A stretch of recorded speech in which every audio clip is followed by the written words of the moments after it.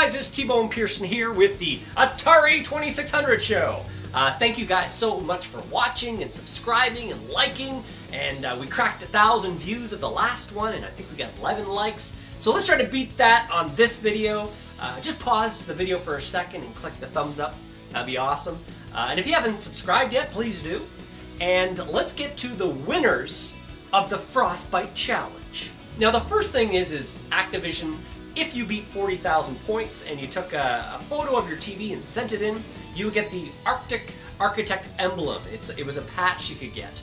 And I said last week that if people got over that, I would show that on the screen. They would earn it. And all three of our winners get the Arctic Architect emblem. There we go. But let's go. Third place, the bronze medal winner is Travis Gordon. Wait, that's me. So I got 43,250 points. That's what I did in the last video when I was playing. So I get the bronze medal. Cool. That's awesome. Okay. And I get the Arctic Architect emblem. Yay. Okay, that's cool. Now in second place, we have Chris Greenaway with 116,900 points. Very well done, Chris. You also get the Arctic Architect emblem and the silver medal, so that's pretty cool.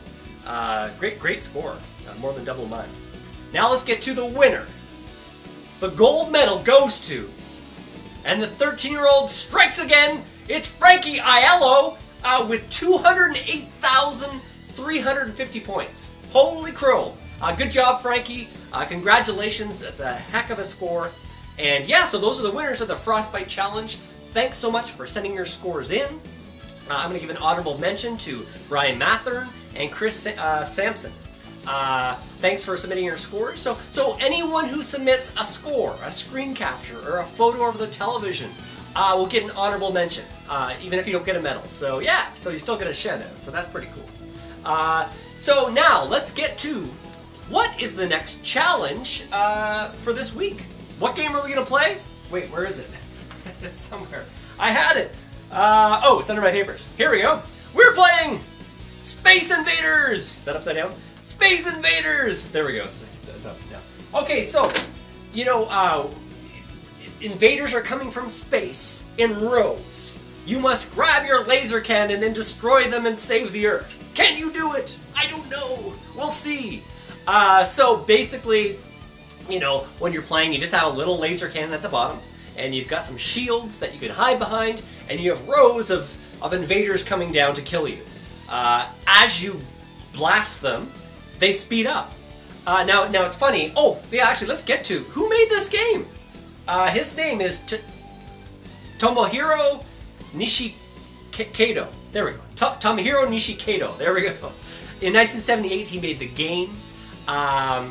And it was a huge hit. It was inspired by Breakout, War of the Worlds, and Star Wars. And it took the video game industry from a novelty, because Pong was really hot at the time. Actually, you know what? It was getting a little cold. So Pong was out in the arcades. I think it came out in 1972. Someone can correct me in the comments if I'm wrong there. So Pong came out. But at that point, pinball machines were still like the rage. They were the cool thing to do. And Pong was, like I said, a novelty. But when Space Invaders came out, it really took the world by storm. So instead of a novelty, it was actually looked at as an industry. So by the time the end of the run, I think, of Space Invaders, it made $2 billion. So everyone woke up and took notice that there was money to be made. And it was from Space Invaders. Now also, yeah, again, like I said, Pong was getting cold. People were bored of it. There was a lot of clones of it. And the Atari, of course, had some Pong games, and like Breakout and stuff like that. And sales were starting to wane. Until Space Invaders came along. When Space Invaders was ported for the console, the Atari 2600 console quadrupled in sales. Quadrupled. So this game is so important. Some people said it saved the Atari 2600. Now it's funny, you keep hearing about all these video game crashes back then. I didn't know about this one. Obviously, everyone knows about the one like in the early 80s, you know, where E.T. was made, and there were so many copies, and there was a crash because there was, I guess, a lot of bad games that were coming in for the 2600, and it was being flooded with bad games, and people were getting annoyed that they'd buy these games that were crap.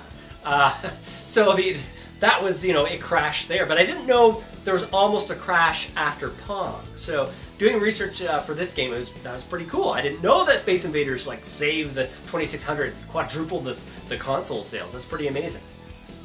So yeah, what else do I got here on my list? Oh, okay, again here, it was also called the first killer app for the console, for the Atari.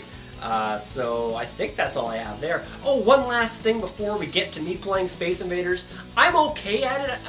We'll see how I do. I'm not the greatest at it. But first I'd like to give out another medal to Chris Greenaway. He's going to get the 3 medals in a row medal. So if you get 3 medals in a row, you get the 3 medals in a row medal. What do you think about that? Congratulations, Chris. That's awesome. Maybe Frankie, if he can place in Space Invaders, he'll get the 3 medals in a row medal. Okay. Okay, I think that's it. Let's get to playing some Space Invaders. Here we go. All right. We are playing some Space Invaders here, guys. So as you can see, we got 3 shields that are you can hide behind if you like. They're destructible, which is neat. So what I normally like to do is clear out the middle. Because we've got that mothership up there that I want to destroy! And no! It's not happening. You can get a few hundred points if you destroy the mothership. Now, I always thought it'd be cool if you shot the mothership, that it would maybe, you know, freeze the drones coming down for a bit, but no, that's not how it works. I just thought that would be a cool feature. So here we go. They're getting a little faster. The more guys you shoot, the faster they get. Now, the creator, this is an interesting sort of fact that I found. The creator, what's it, Nishikado? Nishikado, I don't know how to say that. Kato. Nishikado. Anyways, sorry, I'm going to clear the middle here again. But yeah, the hardware he was programming on, that just happened. So as the aliens were getting killed, the hardware had an easier time with the... let's try to get this guy. Woo! Mothership is destroyed. Yeah, so it was just the hardware had an easier time with less guys on the screen, and it was speeding up just... that's what it would do. So he just left that in there. He thought it was an interesting challenge. So as you kill these guys, they get faster and faster. Okay, let's see if... there we go! There we go, sharpshooter. Saving the Earth. Okay, we just got 2 more guys here. Come on. They get really fast, and it's tough to time it, but we got it. Okay. Here we are. Okay, going through the shield. That's a strategy as well. I'm trying to clear the middle if possible. So I've cracked 2,000. That's good. We are blasting these suckers.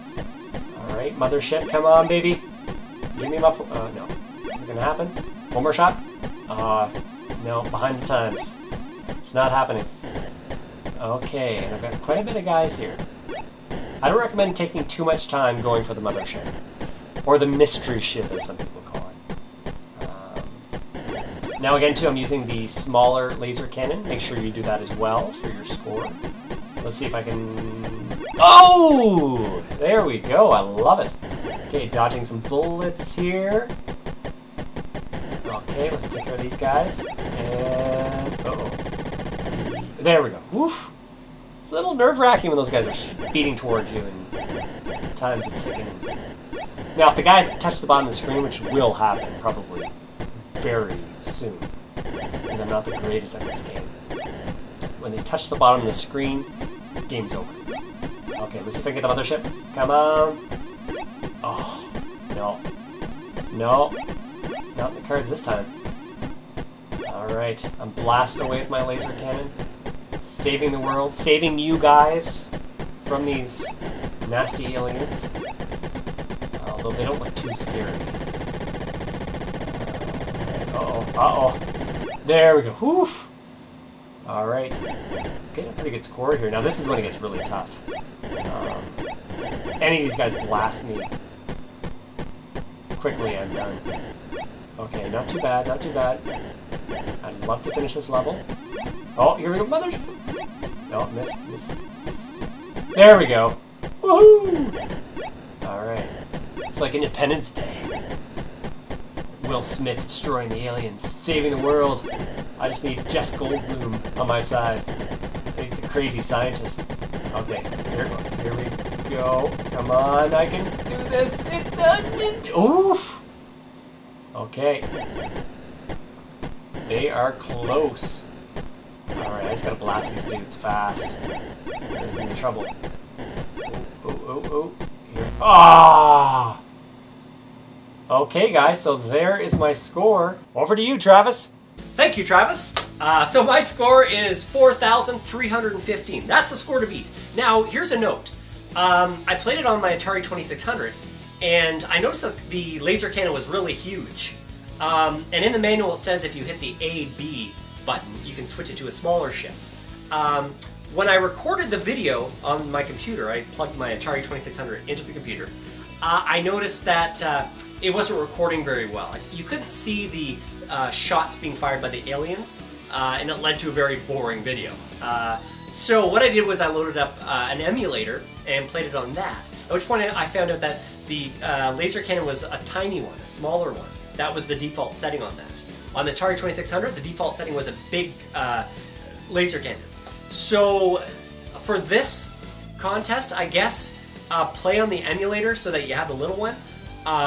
Or I tried it on my console, hitting the A and B, but it didn't change the shape of the laser cannon to make it smaller, which would make it easier because you're a bigger target when you're a bigger laser cannon. So if your Atari works, I don't know if my button works on it, the A and B button, but if that works for you and you can make a small ship, then play on your 2600. If that doesn't work, you could try beating the score with the big laser cannon. It's up to you, but I recommend probably this time using an emulator where the default, when you first turn it on or you first start playing, is when you have the small ship. So yeah, you want to play with the small ship if you can. Try to beat the score. Please like, subscribe to the channel.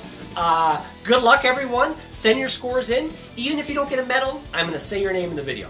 Okay? So let's play some Space Invaders. Come on. Cool.